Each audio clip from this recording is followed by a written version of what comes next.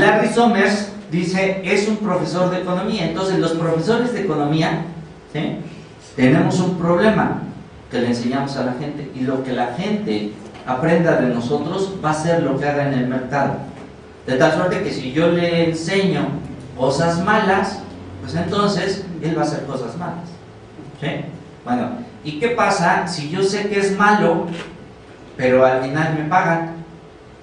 Y entonces me pagan porque diga que es bueno, ¿sí? Hace muchos años, como asesor de un secretario de Estado, femenino, queremos resaltar la importancia de la mujer. Pues hicimos tierra, mar y nada. Pues lo siento, tiene que salir.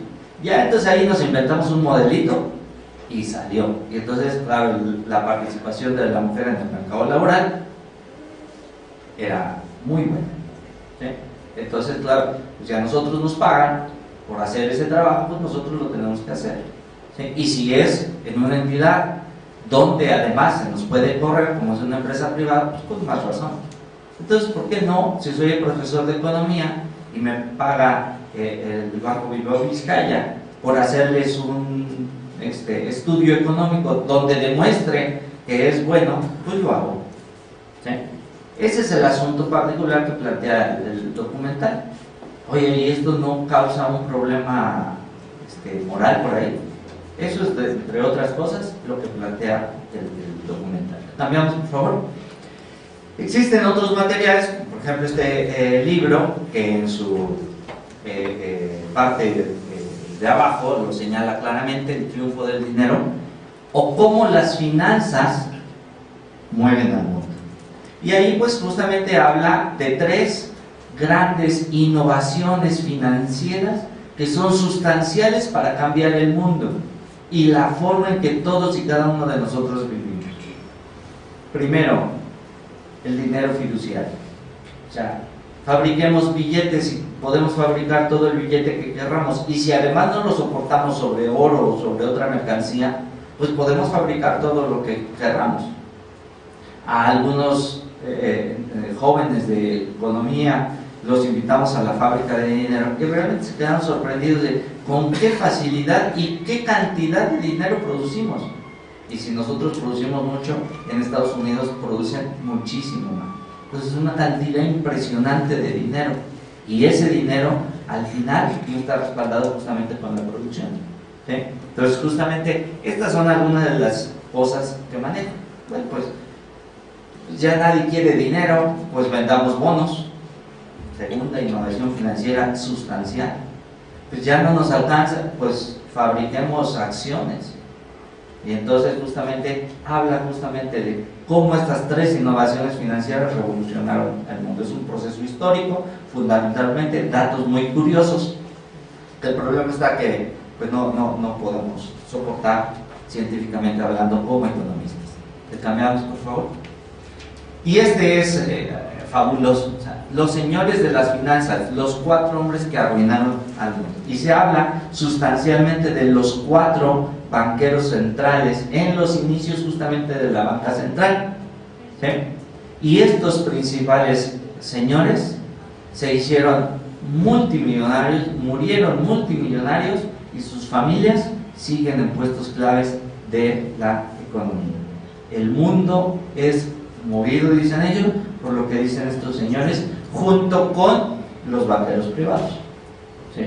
Entonces, apellidos como Rothschild, como Rockefeller y como muchos otros nombres bancarios, Goldman Sachs, Berkeley, Lloyds, BNP Paribas, son nombres de bancos que en el siglo XIX eran importantes y ahora lo siguen siendo, ¿sí? Le cambiamos, por favor.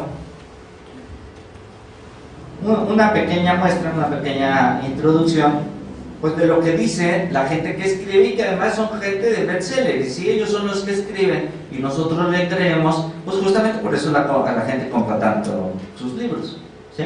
Por eso la gente está tan maravillada de esos documentales, ¿sí? Y eso realmente pasa en el mundo, pasa en nuestro México, nada, pura fantasía, ¿no? Le cambiamos, por favor. Entonces vamos a enfocarnos justamente a esa economía real y financiera, pero ya con cifras reales de lo que ocurre en el mundo. Y lo primero que vemos y nos salta es que el comercio mundial crece más que la producción. Entonces ya no entiendo. O sea, si yo produzco 1000 autos y vendo 1000 autos, pues entonces la producción debería de ser igual al monto del comercio. Justamente los economistas decimos y afirmamos que justamente el producto es igual al ingreso. Y resulta ser que no, que el comercio crece más que la producción. ¿Por qué? Porque se venden N veces la misma mercancía. ¿Y esa mercancía en qué mercados se vende? Pues en los mercados financieros, con los contratos de derivados.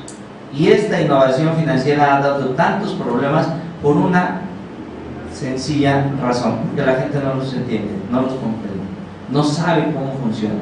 Y como no sabe cómo funciona, pues se les ocurre ir a comprar opciones sobre el dólar a la comercial mexicana, cuando la comercial mexicana es una tienda comercial que nada tiene que ver con las finanzas. Claro, cuando la empresa ya no puede pagar, pues no tiene, pues se tiene que ir a concurso mercantil. Pero ¿a quién se le ocurre ir a comprar un producto financiero a la comercial mexicana? ¿Le cambiamos, por favor? Veamos la riqueza en el mundo. Los hombres más ricos del mundo, ¿sí? Pues empezamos por dos del sector tecnológico, fundamentalmente American Mobile y Microsoft, Bill Gates y Carlos Slim, que ahí se andan coqueteando entre el primero y el segundo lugar. Este segundo es mexicano y es además dueño de Inburs, de uno de los grupos financieros en nuestro país. La cantidad de dinero es brutal. O sea, veamos y por favor apréndase un poquito de memoria estos datos, estas cifras, para que después lo comparen. 76,000 millones de dólares Bill Gates y Carlos Slim, 72,000 millones. De esa lista de los 100 más ricos del mundo, el cuarto tiene que ver con las finanzas, Warren Buffett, y solamente tiene el lugar cuarto con 58,200 millones de dólares. George Soros está hasta el lugar 30 y son 19,200 millones. Y John Paulson, lugar 91 y solo 11,200 millones de dólares. Pero eso es lo que vale su empresa, su fortuna. Claro, entonces si yo le pago 5 millones de pesos mensuales a George Soros, pues me va a aventar el 10 de mayo. Sí, comparado contra su fortuna. Claro, pero si me ofrecen a mí esa cantidad, pues ya, eso ya me entiendan, ¿verdad? Claro, vean cuánto es el salario expresado en términos anuales, un aproximado en México y en Estados Unidos, y claro, como que se hace diferencia, ¿no? Y dice usted, bueno, pero oiga, ¿cómo se le ocurre comparar lo que gana por el trabajo que por lo que vale una empresa? Pues eso no se puede, ¿no? Compárelo con los salarios, con los sueldos. Le cambiamos, por favor. Y vemos justamente los CEOs de Goldman Sachs. El CEO que llevó a la crisis a Goldman Sachs, que tuvo que presentarse ante la justicia, ¿sí? Pues nada más ganó la friolera de 21 millones de dólares. Nuestro querido amigo Agustín Carsten, gobernador del Banco de México, pues los criticamos porque se llevan una dieta bastante generosa. Su sueldo tan solo es de 220,000 dólares al año. O sea, si ustedes ya sacaron el 10% de 21, ¿sí? De 21 millones, pues ni así le llega. Así de simple. ¿Sí? ¿Me está pateando a propósito? Es que luego ya dice, ya cállese. Entonces el presidente del Banco Central Europeo, ¿sí? Un poquito más, ¿sí? Y el de la Fed, que deberíamos de pensar que gana mucho más que todos, pues resulta ser que gana menos que Draghi y que Carsten, ¿sí? De estos grupos, Lois Barclays y Royal Banks of Scotland y HSBC, en conjunto el año pasado, tuvieron una nómina de 1.500 empleados que ganaban más de $1 millón. Si ustedes solamente multiplican 1.500 por 1 millón, pues les da 1.500 millones de dólares. Solamente. Entonces, claro, como que es atractivo en lugar de ser gobernador del Banco de México irse a trabajar con ellos, ¿no? Digo, vale la pena, ¿no? Pero no, los mexicanos realmente nos interesa el bienestar del pueblo, ¿no? ¿Le cambiamos, por favor? Y bueno, pues claro, y más nos va a interesar si además los salarios en el mundo pues resultan tan pobres. Ahí sí, comparados, ¿sí? Digo, el gordito, pues sí, resulta claro por qué los criticamos tanto, ¿no? ¿Sí? Depende entonces de con quién comparamos, ¿no? Bien, ¿le cambiamos, por favor? Sí, entonces ahí nos llega Guillermo Babatz, muy amigo nuestro, que como presidente de la Comisión Nacional Bancaria de Valores, hoy es miembro del Consejo de Administración de Scotiabank, gerente socio de ATIC Capital. Y entonces, bueno, pues ahí sí ya nos empieza a caer la duda, ¿no? Señores, ¿qué tanto sabrá esto? Que aunque la ley les prohíbe, pues quién sabe si puedan utilizarlo o no a su favor o al del grupo financiero para el que trabajan. Guillermo Ortiz Martínez, gobernador del Banco de México, hoy es el presidente del grupo financiero Banorte.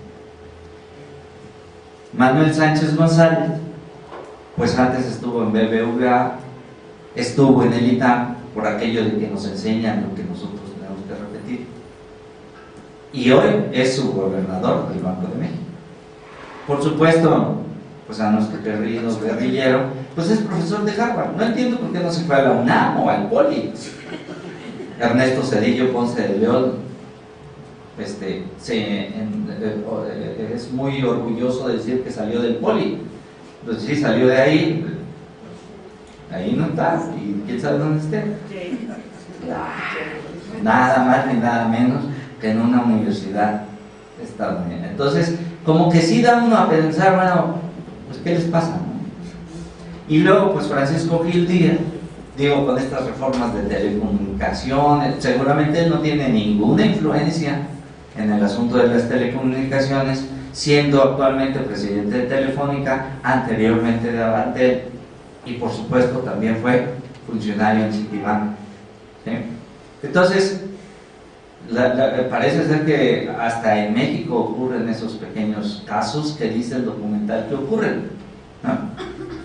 Y cambiamos, por favor. Pasemos ahora al asunto de las divisas.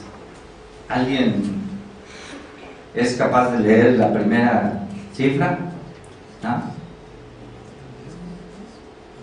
Y como les ponemos a los niños, a ver, si es 1 y un 0, ¿cómo se llama? Y si es con 2 ceros, 100. Entonces, ¿cómo leemos? ¿No? Ya nos cuesta trabajo, ¿cierto? Y esa es justamente la cantidad que en un mes, el mes pasado, abril, se negoció en dólares americanos, en contratos de futuros, en compraventa de moneda extranjera, etc. Ocupa el primer lugar en las negociaciones con divisas el dólar americano. Ocupa nada más ni nada menos que el 87% del total de las negociaciones. Y por supuesto, pues el segundo lugar lo ocupa otra moneda fuerte, el euro, ¿sí?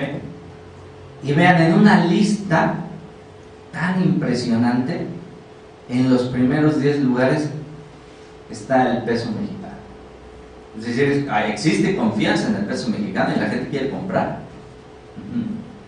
Tanto es así que vean en la posición número 8, arriba de China. Pues ya no entiendo, ¿no? Que China es el país que más comercia en el mundo. Entonces, ¿por qué diablos no compran su moneda? Pues precisamente porque tanto el peso mexicano como el yuan o el renminbi, que es el nombre oficial de la moneda china, ¿sí?, no son divisas fuertes, son divisas blandas y no sirven como pares para hacer negocios internacionales. Estas monedas se utilizan fundamentalmente hoy en día justamente como un mecanismo de inversión. Y es tan atractivo el peso mexicano que lo han estado comprando mucho para generar portafolio. Le cambiamos, por favor. Si lo vemos por centros financieros, como todo el sistema financiero, en todo el mundo hay una alta concentración. Y vean, tan solo en 4 centros financieros se concentra el 71% de la contratación de divisas. Por supuesto, está Estados Unidos, está Inglaterra, Japón y Singapur, ¿no? Un lugar que ustedes pues, conocen mucho, de todo a todo, ¿no? Le cambiamos, por favor. ¿Quiénes compran y venden estas divisas? Pues fundamentalmente los bancos, tanto privados, desarrollo y centrales, y concentran el 25% de la negociación mundial. Y después siguen los inversionistas, después los hedge funds, y vean cómo las empresas que producen, que comercializan, tan solo compran el 9% de estas negociaciones. Entonces, claro, otra evidencia más de que hay una clara desvinculación. ¿Para qué queremos dinero? Pues para comprar productos y servicios, no, para realizar inversiones. Hay una desvinculación financiera muy clara. ¿Le cambiamos, por favor? Y las divisas, la compra-venta, la fabricación de dinero tiene un impacto en todos nosotros, incluyendo el medio ambiente. Y vean, solo producir billetes, por la impresión generamos residuos en un 22%, emisiones gaseosas un 29%, y vean ahí, justamente, tenemos un alto impacto, pero seguimos produciendo billetes. Claro, entonces una de las grandes innovaciones financieras es, pues ya no produzcamos billetes, ahora hagamos los electrónicos. Por eso todo el mundo está revolucionado con los bitcoins. Claro, el problema de los bitcoins es que justamente alentaría tanto la volatilidad que se le saldría de la mano al principal regulador en el mundo, los bancos centrales. Estos los generaron un par de gemelos resentidos que se llevaron unos cuantos millones. ¿Por qué? Porque fueron los que idearon Facebook, y dicen ellos que Mark Zuckerberg fue quien se los robó. Ellos son los creadores de Bitcoin. Entonces, claro, el dinero en el mundo tiene alto impacto, pero sobre todo ha generado una desvinculación tremenda. Por eso tanta liquidez en el mundo. Pues hay que meter el dinero en algún lado, y por eso tantas crisis. ¿Sí? Le cambiamos, por favor. Pasemos ahora con el mercado de los bonos, esa segunda innovación financiera que decía en el triunfo del dinero, que rebasa por mucho la capacidad de pago. Pues si yo te firmo un papelito ahorita, vale por 10, y ustedes lo compran, a lo mejor sí, total vale 10, ¿no? Claro, si yo vendo de este papelito de 10, 100 millones, ¿cuánto me voy a conseguir yo? El problema está que, pues yo soy profesor de la universidad, así que imagínense cuánto dinero gano, ¿no? Como para pagar será algo difícil, ¿sí? Bueno, pues vean justamente el ranking de la deuda externa contra el del PIB en Estados Unidos, y vean cómo el color rojito, ¿sí?, es más grande que el azul, que es la producción. Y vean nada más ni nada menos la del Reino Unido. Impresionante, ¿no? Pues esto mismo pasa con Grecia, pasa con Portugal, pasa con España, pasa con Alemania. Y si además nos compramos entre todos, cuidado, si tú te vas a la quiebra, nos arrastras a todos. Esto es justamente lo que conocemos como la crisis de deuda soberana en Europa, y de la que hoy todavía no sale, ¿sí? Y es tan conflictivo que, claro, el Fondo Monetario Internacional, el Banco Mundial, tuvo que meter dinero. Vean el caso de China, con sus altos crecimientos de más de 2 dígitos, pues es quien tiene una mayor producción que una cantidad de bonos emitidos y colocados. Nuestro buen amigo Miguel Siliceo, del director general del financiero del Banco MEX, ¿sí?, en una conferencia que recién fue a Economía a impartir, al preguntar, ¿y por qué no le entramos con China? Pues estás hablando de la relación, ¿por qué no? Por una simple y sencilla razón, los chinos todavía son bien caros. Claro, pues entonces no les compramos a ellos, les compramos a otros. No les vendemos bonos a ellos, les vendemos a otros. Claro, ¿por qué? Porque ellos siguen siendo muy caros, ellos todavía se pueden dar ese lujo. En el momento en que esa relación cambie, esta paridad se va a cambiar drásticamente y seguramente va a cambiar a favor de los bonos. ¿Sí? ¿Le cambiamos, por favor? Si queremos comparar otros conceptos como es la deuda externa, la deuda pública y el PIB, pues verán justamente ahí la deuda pública es casi la misma magnitud de la deuda externa. Y claro, pues ya no entiendo yo qué diferencia hay entre deuda pública y deuda externa. ¿Sí?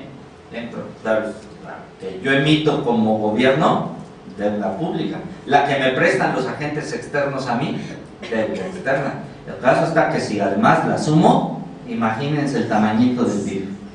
Entonces vendo todo Estados Unidos y no termino de pagar lo que debo. Así de fácil. ¿Sí? ¿Le cambiamos, por favor? Aquí está otra comparación, pero en este caso con los países europeos, y vean el caso particular de Alemania. ¿Sí? Impresionante. Francia. ¿Le cambiamos, por favor?